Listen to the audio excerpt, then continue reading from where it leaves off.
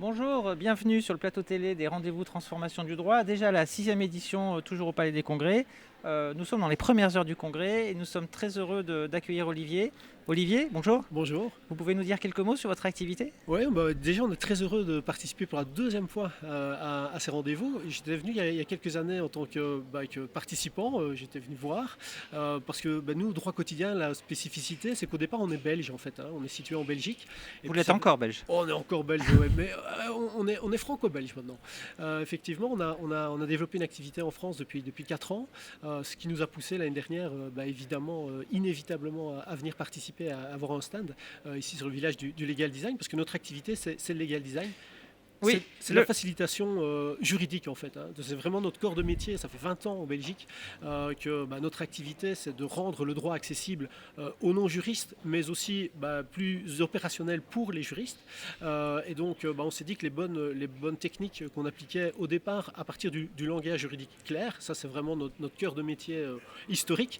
Et puis il y a 3-4 ans, avec tout ce mouvement du legal design qui est bien plus large, avec un process de changement général de mindset pour les juristes, c'est pas toujours évident d'essayer de changer ces mentalités, et puis derrière les mentalités, une manière de faire centrée essentiellement sur l'utilisateur. On a tendance, nos juristes, à être beaucoup trop auto-centrés, de dire voilà, c'est notre responsabilité, c'est nous avant tout, c'est la sécurité. Oui, c'est une chose. Le legal design permet de rencontrer cette responsabilité, cette sécurité juridique, mais en plus il permet de rentrer en communication avec le client, quel qu'il soit, citoyen, service interne, et voilà, donc c'est vraiment cet avantage du legal design et cet intérêt d'être ici présent. Ah, mais merci Olivier, c'est passionnant ce que vous dites et c'est pour ça qu'avec Open Law et le Village à Justice, donc nous on est les co-organisateurs du salon, on a imaginé avec le collectif Lab Legal il y a déjà 3 ans ce village du legal design, parce qu'on a bien senti ce que vous dites, c'est-à-dire que c'est au cœur de tout ce qui se transforme en même temps en ce moment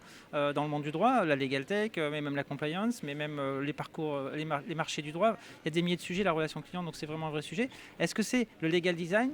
Est-ce que c'est quelque chose qui est en train de mûrir? Est-ce que c'est quelque chose dont les juristes et les métiers du droit, les avocats, etc., les étudiants se saisissent? Est-ce qu'on est dans le bon timing ou est-ce qu'on est encore dans l'anticipation? Ah là, on est à fond dans le bon timing. Là, on est plus que dans l'anticipation. Autant il y a 2-3 ans, on avait un petit courant qui commence un petit peu à s'ébruiter. Maintenant, là, vraiment, ça fait caisse de résonance. Je pense que de plus en plus, on est en train de bouger les lignes et que dans les nouvelles générations, on voit, nous, on est beaucoup dans les facs de droit qui nous sollicitent de plus en plus. Et les étudiants, ils écarquillent les yeux en disant mais voilà, c'est ce qu'on veut faire, parce que leur vie maintenant, même en tant qu'étudiant de droit, leur vie, c'est du visuel, enfin, je dis souvent aux étudiants, mais vous avez grandi avec l'émission C'est pas sorcier, où on vous expliquait tout dans une benne de camions, et le droit, pourquoi est-ce qu'on n'a jamais fait d'émission C'est pas sorcier sur le droit? Je sais pas, faites-en une. Et le legal design, c'est un peu ça, c'est un moment rendre le process plus accessible à tous, pour que à un moment ce soit plus efficace. Ça fait gagner du temps, ça fait gagner de l'argent, et donc Et ça fait plaisir. et ça fait Et plaisir. les gens dans votre domaine sont des passionnés. Les gens qui pratiquent, que l'on rencontre sur ce salon, sont des passionnés, que ce soit des juristes ou des avocats ou des acteurs du legal design.